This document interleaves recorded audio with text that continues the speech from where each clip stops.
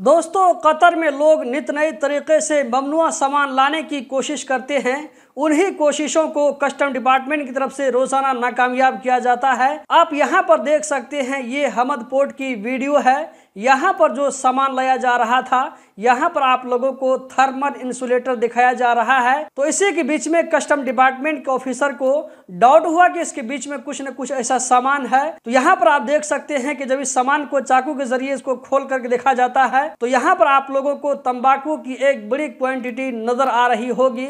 ये सारा सामान जो है जब्त हो चुका है।